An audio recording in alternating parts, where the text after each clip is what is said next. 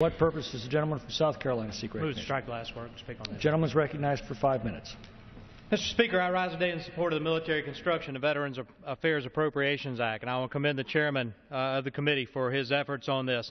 This legislation not only provides the necessary funding for the Department of Veterans Affairs operation, but it also sets a clear priority of addressing the massive problems at hand at the VA. And we read the recent news articles, and we are aware as a Congress of all the problems that we're seeing in the VA. For too long, the heroes that have served this country have been mistreated, overlooked, or flat out ignored by the VA.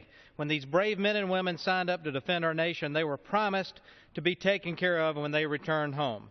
Promised to be taken care of. However, today we see less than adequate care. Doctors visit wait times stretching months and in some cases years, and hundreds of thousands of backlog benefit cases. The incident the gentleman from North Carolina just talked about are prevalent all across this land in every congressional district, including mine. Mr. Speaker, when I talk to the veterans in my district, I hear a loss of confidence in a government that promised to be there for them. I hear from war veterans who are just plain giving up on the Department of Veterans Affairs. The latest report on VA claims from April 28, 2014 shows there's almost 600,000 pending claims, with over 300,000 considered backlogged that have been pending for over 125 days. Mr. Speaker, that's 125 days without an answer or resolution that these veterans will never get back. Just in my office, we've seen a multitude of cases that demonstrate the current ongoing crisis at the VA. One Korean War veteran has been working with my office on a decision review officer review for over 18 months now. This is a decision process that it was supposed to be quicker than a Board of Veterans appeal in Washington. After waiting for more than a year for a meeting before his appeal, he couldn't wait any longer and just asked for the decision to be made with the information that was at hand. While he is still waiting for an answer, I'm praying for a resolution for that veteran. We have seen other instances where we're able to send documentation on behalf of constituents to various Veterans Administration offices for the very same offices to turn around months later and ask for the same information again.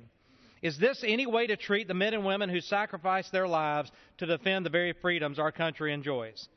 Thankfully, this legislation we are considering today makes a stride in the right direction by concentrating efforts to end the current backlog.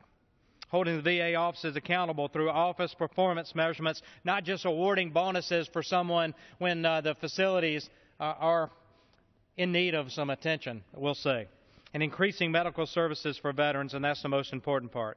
This bill prioritizes the timely and accurate exchange of medical data, updating the VA health record system, and ensuring the system is operable with the Department of Defense. This is not a silver bullet, Mr. Speaker, and we still have a long way to go to get the VA clicking and ticking again, but I hope we can use this momentum to continue working towards fulfilling the promises made to our veterans and improving the lives of our nation's heroes. They deserve it. May God bless our nation's troops and veterans, and may God continue to bless the United States of America, and I yield back. The gentleman yields.